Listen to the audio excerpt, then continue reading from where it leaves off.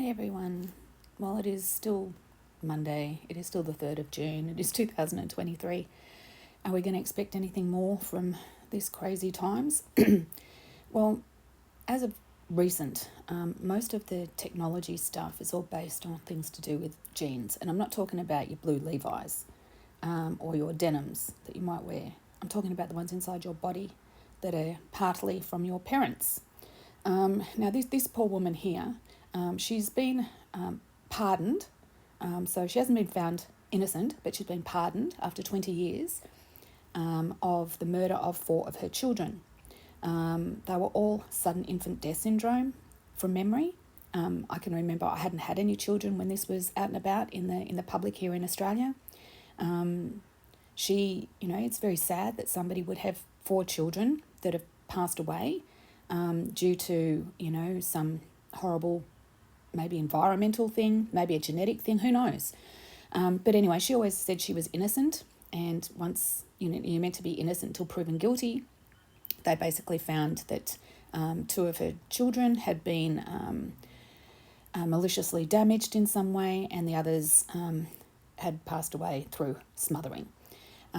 They've now gone back and done some research, and how apt is the timing when everything about all of these gene technology, medical things that they're pushing upon us, whether it's in a form of a treatment to stop you from getting a certain disease. They want to now to try to amend other diseases through the CRISPR snipping technology. They've now gone back, and once again, how freaking coincidental, and yes, I am being sarcastic, they've gone back now and they've found that some of her children had this rare gene defect, and it's called CALM, C-A-L-M. Wow. So it went from SIDS to SADS. Remember sudden adult death syndrome? From sudden infant death syndrome, SIDS, to SADS, to died suddenly. But anyway, so they've now found that 2 of the children have had that gene defect in them. How they know? When she's been in jail for 20 years. So these children have been in the grave, or perhaps they've been, when you burn them, cremated. So, what have they gone and exhumed the bodies and done this research, or have they just made the assumption that they might have had this defective gene and that's what's caused it? So it's not her at all. We can't say she's innocent, but we're going to say that she's got a pardon, and they've released her. She was released last night. She's going home to stay with a family friend, and she's going to have a steak and a bath. And I think she's enabled to have that. She doesn't understand how the world's gotten so weird, and the technology and just the way things have moved in 20 years. You could imagine if you were shoved away for 20 years. So much has just happened in the last 20 months, let alone 20 years. So is it a coincidence that they've come out with this reason, this obscure reason, unfounded, no evidence provided, just what he says? It's his decision solely. How can this be? Is this to make out that this treatment, this supposed gene technology, is so important and so pivotal and so exciting and so relevant to everybody? It might save you from being in jail one day. It might even stop you from you can get your babies and your unborn fetuses and all of this and your genes and your partner's genes tested to see if you hold this CALM defect. And you can get it removed before you have a baby. So they won't end up with SIDS or CALMs. I don't even know what they're calling the disease. But yes, I just think it's a complete and utter, what can I say? The timing is just so apt. Now, I'm not going to go into it, but please look at Redacted's video this morning. I'll try to put a link to it. It's quite interesting. They're able to get away with a lot more than what I can say. Obviously, both of them being in the media in their previous lives, they know what they can say and what they can't say. Me, I just speak my mind and my spirit. So, yeah. But anyway, is this a good thing or a bad thing that a potentially guilty person has been found not innocent, but has been given a golden get-out-of-jail-free card pass as a pardon? Or is this really, really fascinating, amazing technology that might save people's lives?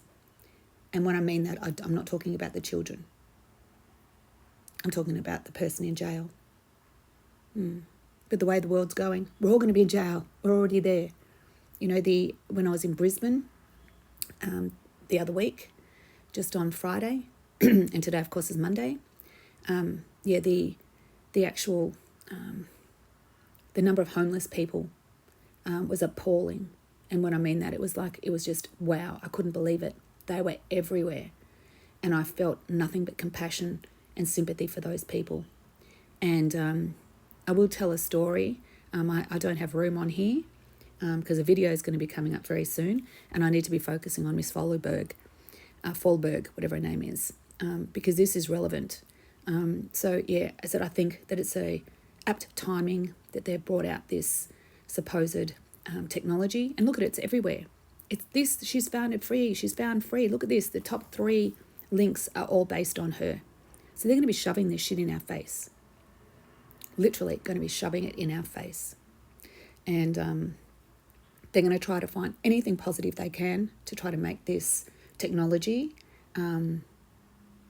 exciting and make everybody want it. As I said, I'm not so much against the vaccines. I think vaccines are good. I think that they're relevant and then they have a purpose and a place in society.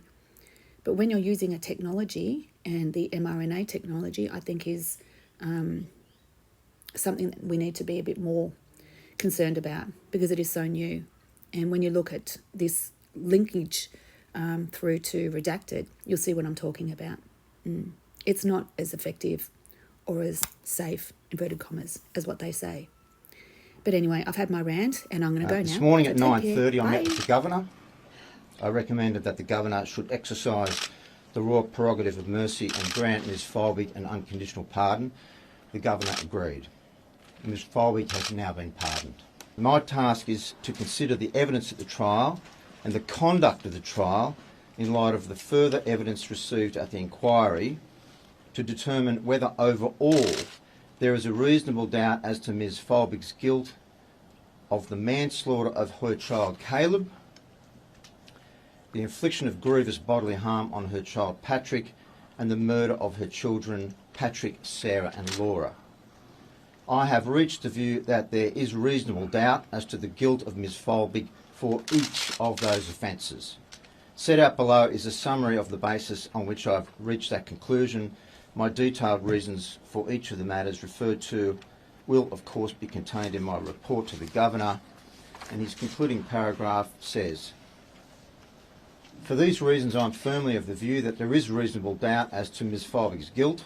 Although this is not a report pursuant to Section 82 of the Crimes Appeal and Review Act 2001 New South Wales, I have no objection to this memorandum, that this memorandum be either published or that the Attorney General make use of it in such matter as he sees fit." And so, as you would expect, over the weekend I sought the appropriate advice and weighed up the options available to me very carefully, realising, of course, that the decision as what in relation to what to do with Mr Bathurst's preliminary findings is a matter for me and me alone. And so I weighed up those options very carefully. And so, considering Mr Bathurst's conclusion that he is firmly of the view that there is reasonable doubt as to Ms Folberg's guilt, I consider that his reasons establish exceptional circumstances of the kind that weigh heavily in favour of the grant of a free pardon, and that in the interest of justice Ms Folberg should be released from custody as soon as possible.